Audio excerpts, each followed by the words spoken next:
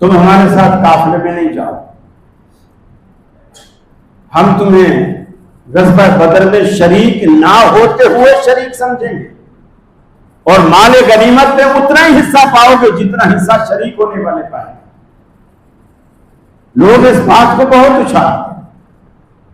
اچھالتے ہیں کہ دیکھو جی غزوہ بدر میں اہل بدر کی بڑی فضیلت ہے، اور جو لوگ نعوذ باللہ ثم نعوذ باللہ اللہ کو پسند نہیں تھے، اللہ تعالیٰ نے کسی بھی بہانے سے ان کو اس فضیلت سے نکال دیا۔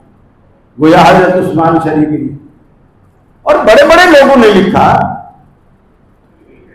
بڑی بڑی قداور شخصیات نے لکھا، اور اب تک لکھ رہے ہیں لوگ، لیکن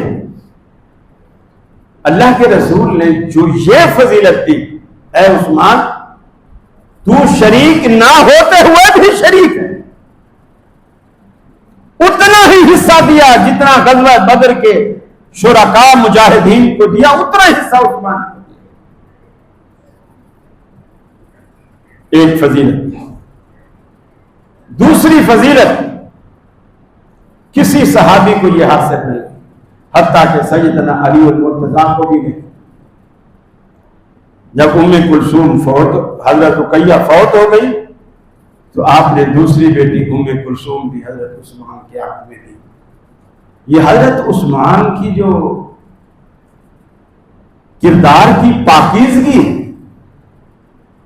یہ سمجھ آتی ہے۔ ایک ہوتا ہے نا کہ شادی سے پہلے لڑکے والے کچھ اور رنگ دکھاتے ہیں، گھر میں فرنیچر بھی پڑوسیوں کا لا کے رکھ دیتے ہیں، یہ دکھانے کے لیے بڑے مالدار لوگ ہیں، بڑے کھاتے پیتے لوگ ہیں، کرائے کی گاڑی بھی لا کے گھر کے دروازے پر کھڑی کر دیتے ہیں۔ آج کل سب کچھ ہوتا ہے، پھر شادی کے بعد جو پتہ چلتا ہے لڑکی والے کان پکڑ کے توبہ کرتے ہیں کہ ہم کہاں پھنس گئے۔ لیکن عثمان غنی رضی اللہ تعالیٰ عنہ کا کردار شادی سے پہلے بھی اور شادی کے بعد بھی اتنا پاکیزہ تھا کہ اللہ کے رسول نے دوسری بیٹی بھی اسی کو دی۔ ورنہ اگر آپ تنگ ہوتے اور پہلی بیٹی کا تجربہ غلط ہوتا تو آپ دوسری بیٹی کبھی نہ دیتے، پھر یہ بھی نہ کہتے اللہ مجھے کاش اور بیٹیاں دیتا، اور اسی طرح وہ فوت ہوتی جاتی تو میں یکے بعد دیگرے وہ بھی عثمان کے نکاح میں دیتا۔ ذوالنورین جو کہلاتے ہیں اس کا سبب آپ کی دو بیٹیوں کا لفت جگر کا عقد حضرت عثمان غنی رضی اللہ تعالیٰ عنہ کے ساتھ۔ یہ وہ فضیلت ہے جو آپ کے علاوہ کسی صحابی کو بھی حاصل نہیں۔ تیسری فضیلت جس میں کوئی بھی شریک نہیں ہے، کوئی صحابی، یہ حضرت عثمان کے لیے اکیلے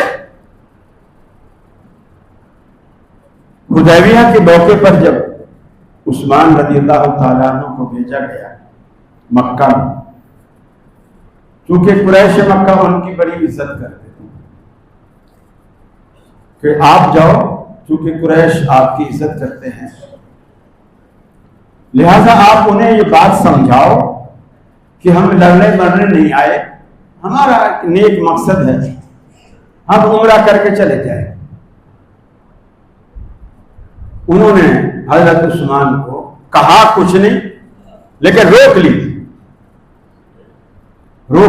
البتہ یہ کہا کہ اگر آپ چاہتے ہو بیت اللہ کے دروازے آپ کے لیے کھلے ہیں، آپ طواف کرو، نفل پڑھو، زمزم پیو، جو مرضی کرو، لیکن رسول اللہ صلی اللہ علیہ وسلم کو اجازت نہیں۔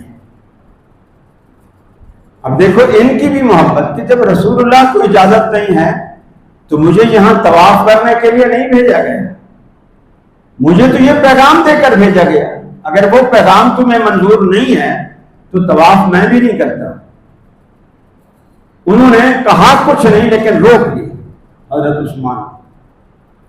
یا یوں سمجھ لیجیے کہ جسے آج کل کی اصطلاح میں کہتے ہیں کہ نظر بند کر دی، یعنی گھر میں نظر بند کر دیا کہ اب آپ باہر بھی نہیں جا سکتے، واپس بھی نہیں جا سکتے، نظر بند۔ رسول اللہ صلی اللہ علیہ وسلم جو مکے سے کچھ فاصلے پر حدیبیہ کے مقام پر ٹھہرے ہوئے تھے، آپ کو اطلاع ملی وہاں ایک درخت تھا، اس درخت کے نیچے آپ بیٹھے تھے، آپ کو اطلاع ملی کہ حضرت عثمان کو شہید کر دیا گیا، اور یہ خبر غلط ہے، اور اللہ کے رسول نے بھی اس خبر کو سچ سمجھا۔ اب آپ دیکھیے کتنے لوگ دنیا میں ایسے ہیں جو کہتے ہیں کہ حضور صلی اللہ علیہ وسلم کو تو ساری کائنات کا علم تھا، ایسے جیسے رائی کا دانہ ہتھیلی پہ رکھا ہو اور بندہ دیکھتا ہے کہ یہ رائی کا دانہ ہے اور میری ہتھیلی پر ہے، ساری کائنات آپ کی ہتھیلی پر رائی کے دانے کے جیسی تھی۔ وہی شخص جس کی ہتھیلی پر ساری کائنات رائی کے دانے کے برابر ہے، 3 میل کے فاصلے پر مکہ ہے، اور حضرت عثمان ایک گھر میں بند ہیں، اور آپ کو اطلاع ملتی ہے کہ انہیں شہید کر دیا گیا ہے، اور آپ کے علم میں یہ بات نہیں آتی کہ نہیں یہ بات غلط ہے، آپ یہ نہیں کہتے۔ پھر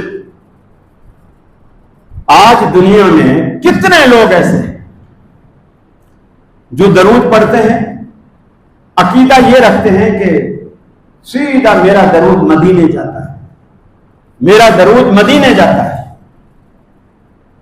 میرے بھائیوں، یہ بات اچھی طرح دل و دماغ میں بٹھا، درود ایک دعا، اس کا پہلا جملہ یہی ہے اللہم، ہم نے رب کو مخاطب کیا، اے اللہ صلی علی محمد، محمد صلی اللہ علیہ وسلم پر رحمت نازل فرما۔ ہم نے کس سے کہا؟ اللہ سے۔ دعا کو اوپر جانا چاہیے اللہ کے پاس، نہ کہ مدینے جانا چاہیے۔ اور اگر آپ سمجھتے ہیں آپ کا درود مدینے جا رہا ہے، اس کا مطلب ہے آپ کا درود قبول نہیں ہو رہا۔ بالکل کھلے الفاظ میں اسے پلے باندھ دیجیے، درود جب ہی قبول ہوگا جب یہ اوپر الیہ یصعد الکلم الطیب والعمل الصالح یرفع، ہر اچھا کلمہ اللہ کی طرف چڑھتا ہے، اسی کی طرف جاتا ہے، اور نیک اعمال آپ کے اس کو اوپر لے جاتے ہیں۔ اب جو بات یہاں میں کہنا چاہتا ہوں، حضرت عثمان جتنا عرصہ قید رہے، نماز تو پڑھی ہوگی نا، چلو عام درود نہ پڑھا ہوگا، نماز تو پڑھی ہوگی، رات ہوئی ہوگی تو عشاء پڑھی ہوگی، مغرب پڑھی ہوگی، ظہر عصر پڑھی ہوگی، اگلے دن فجر پڑھی ہوگی۔ نماز میں کم از کم درود تو پڑھا ہوگا نا۔ مدینے والی سرکار 3 میل کے فاصلے پر ہے، آپ کے پاس عثمان کا درود نہیں آیا، عثمان کا درود آپ کے پاس نہیں آ رہا۔ آپ کہتے ہیں لوگوں خبر جھوٹی ہے، عثمان تو گھر میں بیٹھا مجھ پہ درود پڑھ رہا ہے، یہ دیکھو فرشتے میرے پاس اس کا درود لا رہے ہیں، فرشتے درود پہنچا رہے ہیں۔ اور بعض ضعیف روایات بھی ایسی موجود ہیں، ان للہ ملائکۃ سیاحین فی الارض یبلغون عن امتی السلام، زمین میں فرشتے پھیلے ہوئے ہیں، اور جو بھی بندہ مجھ پر درود السلام پڑھتا ہے وہ فرشتے جو ہے مجھ تک پہنچا دیتے ہیں۔ حضرت عثمان کا درود زندگی میں نہیں پہنچا، اور آپ کی وفات کے بعد ساری دنیا کے درود وہاں پہنچ رہے ہیں، ساری دنیا کے درود وہاں پہنچ رہے ہیں۔ دیکھیے عقیدے کے مسئلے بھی اس سے حل ہوتے ہیں۔ درود دعا ہے، اور دعا کو اللہ قبول کرتا ہے، اسے اللہ کے پاس جانا چاہیے۔ اگر اللہ کے پاس نہیں گئی، بیچ میں کہیں سے اور جا رہی ہے، تو پھر یہ درود اس ثواب سے، اس رحمت سے محروم ہے جس کے لیے آپ پڑھتے ہیں۔ آپ نے بیعت لی، اس درخت کے نیچے بیٹھے، قرآن نے اس درخت کا بھی ذکر کیا، لقد رضی اللہ عن المؤمنین اذ یبایعونک تحت الشجرہ، اللہ ان مومنین سے راضی ہو گیا جو ایک درخت کے نیچے بیٹھ کر آپ سے بیعت کر رہے تھے۔ یہ میں بیان کر رہا تھا کہ حضرت عثمان کی یہ تیسری فضیلت جو کسی صحابی کو حاصل نہیں، اور یہ بیعت کس بات کی تھی؟ قصاص عثمان کی، کہ حضرت عثمان کا اب ہم بدلہ لیں گے، اور بدلہ لیے بغیر واپس نہیں جائیں گے۔ صحابہ کرام نے آپ کے ہاتھ پہ بیعت کی. آپ نے اپنا دایاں ہاتھ پھیلا رکھا تھا. صحابہ آپ سے بیعت کرتے جا رہے ہیں. یہ گویا موت کی بیعت. ہم مر جائیں گے, پیچھے نہیں چلیں گے, عثمان کا بدلہ لیں. اور جب سارے صحابہ جو حدیبیہ میں موجود تھے نمٹ گئے بیعت سے, کوئی نہیں باقی بچا, آخر میں اللہ کے رسول نے اپنا بایاں ہاتھ بھی آگے کیا. ایسے آپ نے بایاں ہاتھ آگے کیا اور دائیں ہاتھ کو کہا کہ یہ میرے عثمان کا ہاتھ. دائیں ہاتھ سے کہا کہ یہ میرے عثمان کا ہاتھ ہے, اور اپنے بائیں ہاتھ میں رکھا اور دونوں کو ملایا اور فرمایا کہ عثمان نے بھی مجھ سے یہ بیعت کر لی. کسی صحابی کو یہ شرف حاصل نہیں کہ وہ وہاں موجود نہ ہو, اللہ کا رسول اس کے ہاتھ کو اپنا ہاتھ قرار دے, اور وہ بھی دائیں ہاتھ کو, بائیں کو نہیں, دائیں کو حضرت عثمان کا ہاتھ قرار دیا, اور بائیں ہاتھ پہ رکھ کر آپ نے بیعت کی اور فرمایا یہ عثمان کی بھی بیعت ہو گئی. ایسے شخص کے ایمان کے بارے میں لوگ ایسی غلیظ اور گندی باتیں کرتے ہیں. کہتے ہیں میاں, بعض لوگوں نے تو یہاں تک لکھا کہ میاں نعوذ باللہ من ذالک کہ وہ کرسی کے اقتدار کے اتنے بھوکے اور پیاسے تھے. لوگ آ گئے تھے بلوائی, باہر گھیرا ڈال دیا, حکومت چھوڑو, کہ نہیں چھوڑتا. ارے بھائی تو جان بچا, دفعہ مار کرسی کو, جان بچا. گویا یہ جملہ کہہ کر وہ یہ دنیا کو ثابت کرنا چاہتے ہیں کہ وہ پیسے کے, اقتدار کے کی ان کو ہوس تھی, اور اس کے نعوذ باللہ بھوکے تھے. حالانکہ حقیقت کچھ اور. حضرت عبداللہ بن عمر رضی اللہ تعالیٰ عنہ بیان کرتے ہیں, نبی کریم صلی اللہ علیہ وسلم نے ایک موقع پر فرمایا, اے عثمان, شاید لعل اللہ یقمصک قمیصا, شاید اللہ تعالیٰ تجھے ایک قمیص پہنائے گا, تجھے ایک قمیص پہنائے گا, یعنی کرتا پہنائے گا, اور لوگ تجھ سے وہ کرتا چھیننے کی کوشش کریں گے, کرتا چھیننے کی کوشش کریں گے. تو از خود اپنی رضامندی سے وہ کرتا انہیں کبھی واپس نہیں کرنا, اپنی رضامندی سے کبھی واپس نہیں کرنا. صحابہ نے اس کی اصل حقیقت تعبیر پوچھی. آپ نے فرمایا یہ جو کرتا ہے یہ خلافت ہے, لوگ آپ سے چھیننے کی کوشش کریں, اور آپ نے ہدایت دی کہ لوگ چھینے بے شک, اپنی رضامندی سے کبھی وہ کرتا ان بدبختوں کے حوالے نہیں کرنا. حضرت عثمان اس حدیث کی روشنی از خود اس بات پر ڈٹے ہوئے. صحابہ کہتے ہیں کہ جس دن آپ شہید کیے گئے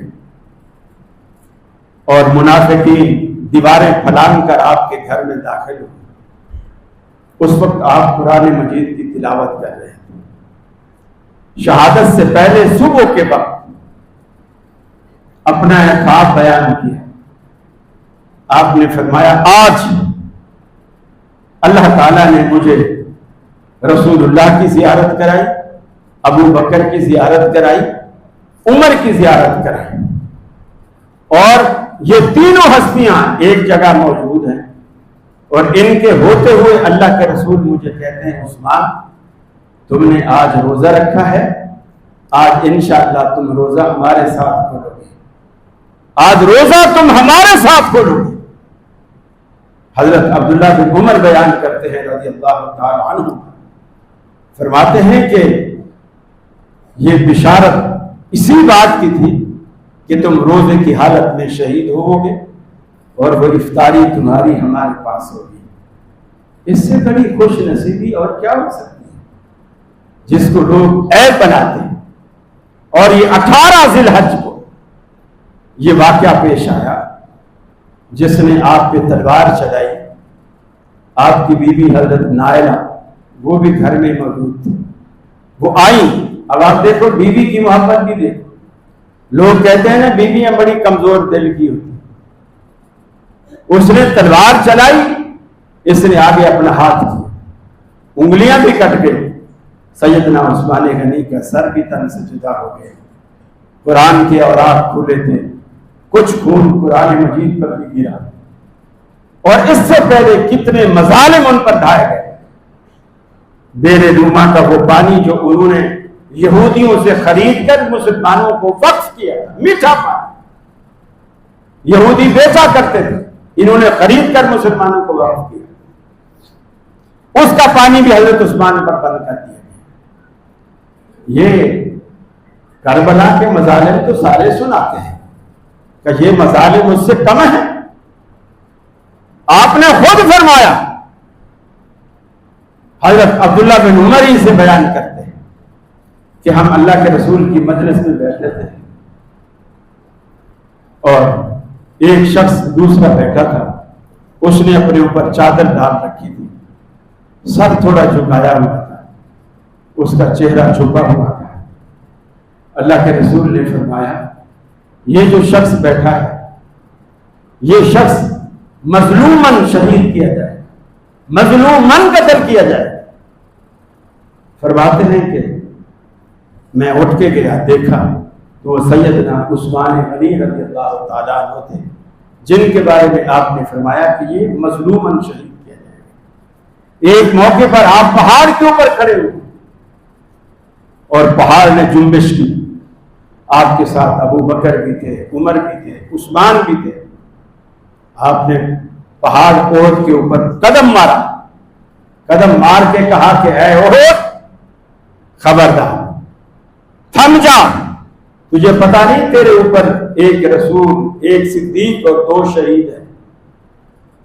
صدیق ابو بکر تھے اور دو شہید حضرت عمر فاروق اور حضرت عثمان غنی۔ یہ جو غدیر عید غدیر کا واقعہ ہے، اب وقت نہیں بچا کہ میں اس پر کچھ گفتگو کر سکوں، انشاءاللہ اگلے جمعے ڈیٹیل سے بس اتنی بات کہہ دوں۔ غدیر خم ایک جگہ ہے جو مکے اور مدینے کے راستے میں واقع ہے۔ جوفہ ایک مقام ہے جو تقریباً مکے سے 8 میل کے فاصلے پر ہے، اور وہ غدیر خم اس جوفہ کے بالکل قریب ہے۔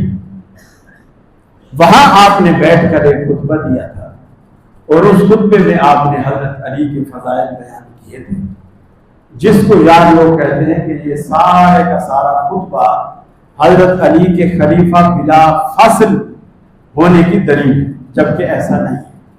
میں ابھی تھوڑی بات کروں گا تو مزہ نہیں آئے گا، نہ آپ کو بات پلے پڑے گی نہ سمجھ آئے گی۔ انشاءاللہ اگلے جمعے سے زندگی رہے تو پھر پوری ڈیٹیل ہم یہیں سے شروع کریں گے۔ اللہ سے دعا ہے اللہ رب العالمین ہمیں دین کو سمجھنے کی، سننے کی، اس پہ عمل پیدا ہونے کی، اور صحابہ کرام کی محبت اور عقیدت اللہ رب العالمین ہمارے دلوں میں بٹھا دے۔ وآخر دعوانا ان الحمد للہ رب العالمین۔